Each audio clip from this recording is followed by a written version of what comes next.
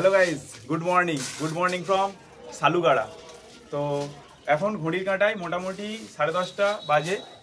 R happy Holi the travelling road চ্যানেলের পক্ষ থেকে তোমাদেরকে সবাইকে জানাই হ্যাপি হোলি। হোলিতে সবাই রং মাখো, প্রচুর এনজয় করো। আর আজকে আমরা দিনটা রেখেছি স্পেশালি এই সালুগাড়া থেকে শুরু করে লোকালস এনজয় করতে, লোকালদের সঙ্গে রং মাখবো, অনেক অনেক মজা হবে। সেই জন্য আজকে আমাদের মোবাইল হোল্ডারে কোনো মোবাইল নেই, গাড়িতে ফুল পেট্রোল ভর্তি ট্যাঙ্কে, যেদিক মন চায় সেদিকে ছুটবো। তো আমরা তিনজন এখন রেডি হয়ে গিয়েছি, আর সঙ্গে নিয়ে নিয়েছি এনার্জি পাওয়ার জন্য একদম অরেঞ্জ গ্লুকন্ডি ভরে নিয়েছি, একটা গামছা এদিকে এক্সপ্লোর করার জন্য। এই হচ্ছে আমাদের আজকের ট্রিপ। সো এই হচ্ছে আমাদের টোটাল কিলোমিটার 2609, টাইম 11:23। এবার আমরা বেরিয়ে যাব সামনের দিকে।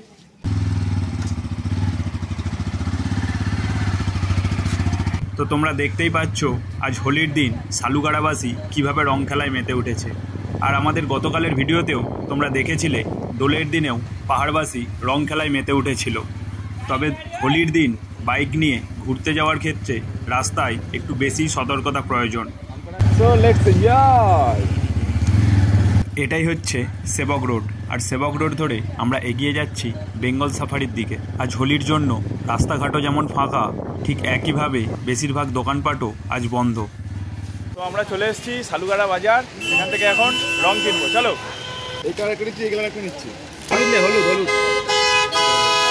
কত? 60 টাকা। তো এই দিকটা হচ্ছে শিলিগুড়ি, আর আমরা যাব এই দিকের দিকে। আর এখন আমরা চলে এসেছি সালুগাড়ার এক মিষ্টির দোকানে, আর এটি হচ্ছে গুড়ের রসগোল্লা। এখানে রয়েছে রসগোল্লা, পান্তুয়া থেকে শুরু করে বিভিন্ন ধরনের সন্দেশ ও ক্ষীরের মিষ্টির আইটেম। তবে এখান থেকে আমরা নিয়েছি রসগোল্লা আর কালাকাঁদ সন্দেশ।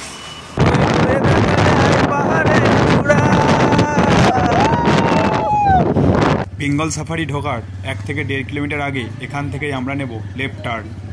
হেভি রাস্তা তো ভাই, বিশাল ভিউ, বিশাল অসম। আমরা যদি বেঙ্গল সাফারির রাস্তা দিয়ে আসতাম তাহলে এইদিকে আসতাম, এদিকে হচ্ছে সালুগাড়া ভায়া বেঙ্গল সাফারি রোড। এদিকে চলে যাচ্ছে NH31, আমরা যাচ্ছি মনেস্ট্রি তরিবাড়ি। এই রাস্তার ডান দিকটাতে তোমরা লক্ষ্য করতে পারছো পুরোটাই কাঁটাতার দিয়ে ঘেরা। এটি হলো Mahananda wildlife sanctuary area, অর্থাৎ বেঙ্গল সাফারির অন্তর্গত। এটা হচ্ছে monastery Taribari road, on duty Bengal safari.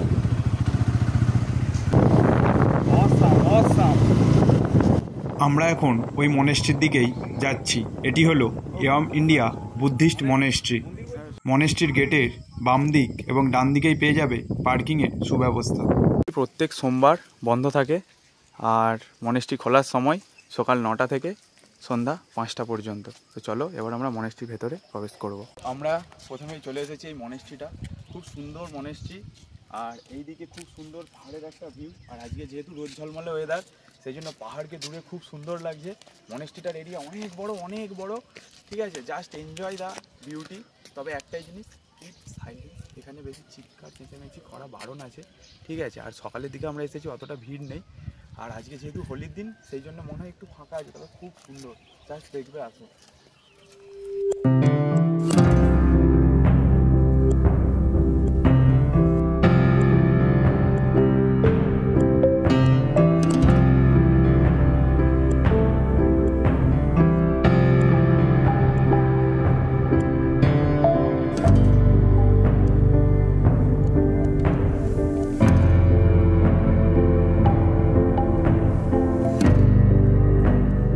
মনেস্ট্রির এই চত্বর থেকে ভেতরের দিকটা আর ভিডিওগ্রাফি অ্যালাউড নয়, তবে ভেতরে খুব বৃহৎ একটি গৌতম বুদ্ধের মূর্তি রয়েছে।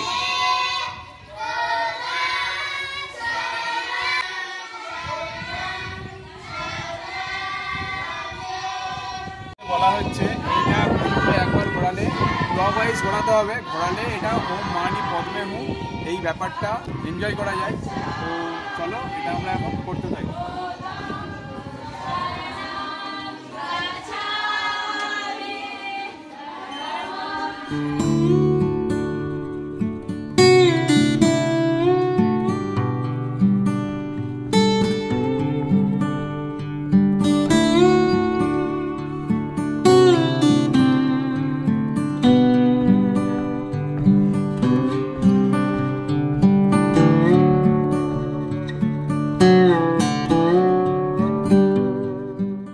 দূরের ওই পাহাড়ের সৌন্দর্য আরও ভালো করে দেখার জন্য আমরা মনেস্ট্রির পাশ দিয়ে এই ইট পাথরের রাস্তা দিয়ে এগিয়ে চলেছি সামনের দিকে।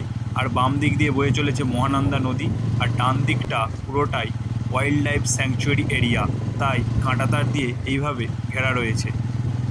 হাই কি রে, স্টপ, ডু নট এন্টার ফেন্টার লেখা। Do not enter. এইখানে আমরা গাড়ি রেখে এসেছি, এইখান থেকে ডু নট এন্টার লেখা আছে। এটাই হচ্ছে মহানন্দা ওয়াইল্ড লাইফ স্যাংচুয়ারির area. Happy Holi, happy Holi, happy Holi, happy Holi, happy Holi.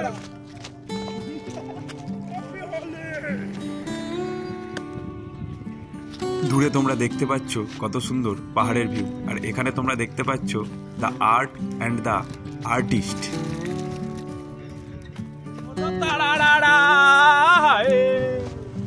Monastery থেকে ফেরার পথে ডান দিক নিয়ে এখন আমরা ক্রস করছি মহানন্দা নদী।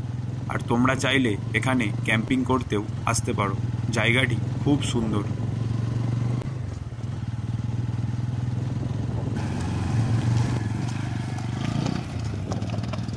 এক্সট্রিম অফরোডিং এর উপর দিয়ে N160 কে নিয়ে আগে দিকে আগিয়ে গেছি। পেছনে ওইদিকে ওই নদী, এটা মহানন্দা, সামনে শুধু পাহাড়।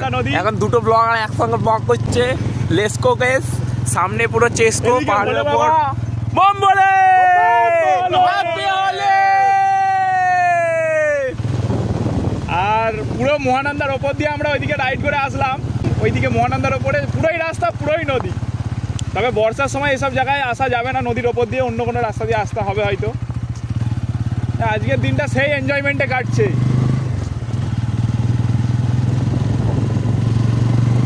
এখন আমরা যাচ্ছি শুভেন্দু কোথায়? গুলমা।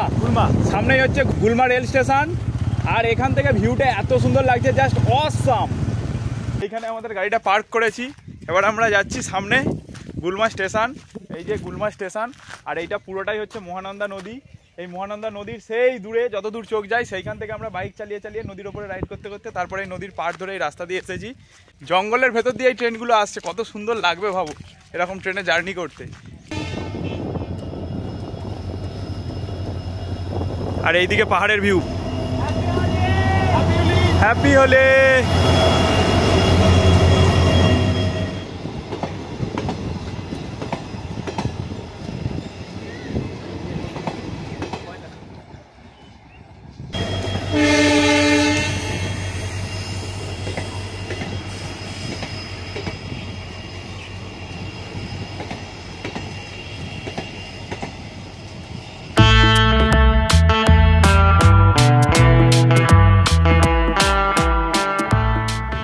দীর্ঘ 1 থেকে 1.5 ঘন্টার ফটোশ্যুট পর্ব শেষ করে এখন আমরা ফিরছি আমাদের রুমের দিকে।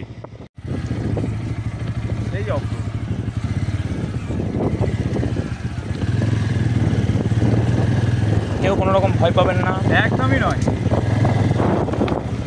জাস্ট ভাবা যায় এটা কী ধরনের অ্যাডভেঞ্চার। মহানদীর ওপর দিয়ে বাইক রাইড, আলাদাই, মানে সেই লেভেলের জোশ। তাও আবার একটা বাইকে 3 জন।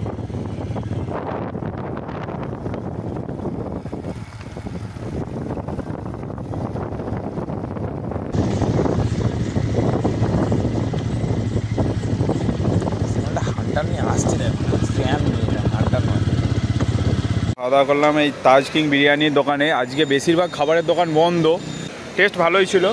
আর এই দোকানটা হচ্ছে জাস্ট এই যে স্মার্ট বাজার আছে, স্মার্ট বাজারের উল্টো দিকে।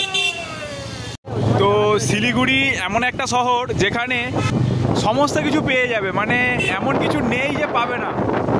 সেই বিগ বাজার, স্টাইল বাজার থেকে শুরু করে এম বাজার, যত কিছু, গেট ইস্টার্ন, খোসলা, মানে পুরো এই রোডটাতেই পেয়ে যাবে সমস্ত কিছু। আজ আমাদের বিকেলের প্রোগ্রামে আরও একটি স্পট ছিল বাংলাবান্ধা 0 ডিগ্রি, অর্থাৎ বাংলাদেশ বর্ডার। তবে আজ আমরা ওখানে আর যেতে পারবো না। এছাড়াও তোমরা বর্ষার সময় আসলে রাজফাপড়ি বলে একটা জায়গা আছে, ওই জায়গাটি অবশ্যই ঘুরে দেখতে পারো। এখন আমরা রুমে গিয়ে ফ্রেশ হব, আর বিকেলে আমাদের প্রোগ্রাম আছে শিলিগুড়ি ইস্কন মন্দির।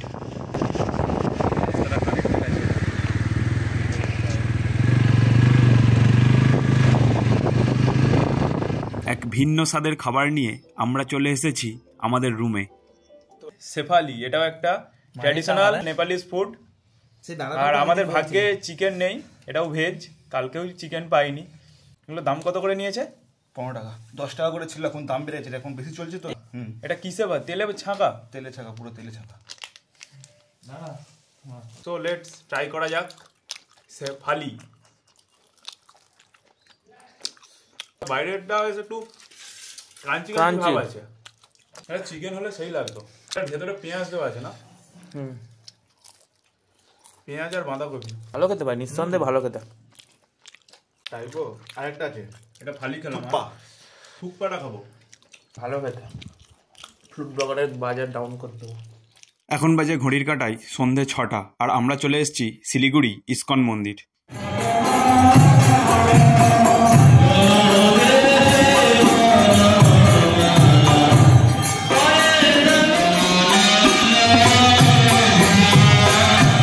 সন্ধ্যা আরতির এই অপরূপ সুন্দর পরিবেশে আপনার মন মোহিত হবেই, আপনি মুগ্ধ হয়ে যাবেন আর নৃত্যেও মেতে উঠতে পারেন।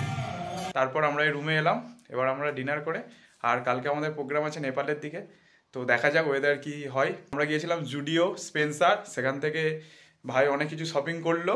আমাদের রুমে শুভেন্দু নিয়ে চলে এসছে নেপালি খাবার 3টে তাইপো। এটা হচ্ছে ভেজ তাইপো, চিকেন তাইপো পাওয়া যায়নি। টাইপো এখন আমরা ট্রাই করব তাইপো। তাইপো দু রকমের হয়, একটা হচ্ছে ভেজ তাইপো আর একটা হচ্ছে চিকেন তাইপো। চিকেন তাইপোতে চিকেন প্লাস এগ থাকে, সেটার দাম এখানে 50 টাকা। আর এটা হচ্ছে ভেজ তাইপো, এটা 25 টাকা করে। এটাতে আছে দেখলাম বাঁধাকপি, পেঁয়াজ, এই দুটো বোঝা যাচ্ছে। আর বাইরে একটা ময়দার সঙ্গে আরও কিছু দিয়ে কোটিং টাইপের আছে। তো এর সঙ্গে দিয়েছে একটা ঝাল টাইপের সস আর একটা টমেটোর সস। খেয়ে দেখা যাক। ফুড ব্লগার, ভালো, moto blogger, travel blogger, travel blogger, ভালো টেস্ট ভালো। কোটিংটা এটা অনেকটাই ভেজ মোমোর মতো খেতে লাগছে, তো কোটিংটা একটু মোটা। তো অবশ্যই তোমরা ট্রাই করতে ভুলবে না শিলিগুড়ি আসলে এই তাইপো। আর চাটনিটা ফাটা ঝাল পুরো। চাটনিটা মানে শেজওয়ান যে চাউমিনের যে ঝালটা থাকে তার থেকে বেশি ঝাল লাগছে, শুকিয়ে যাচ্ছে আমার। বেশি।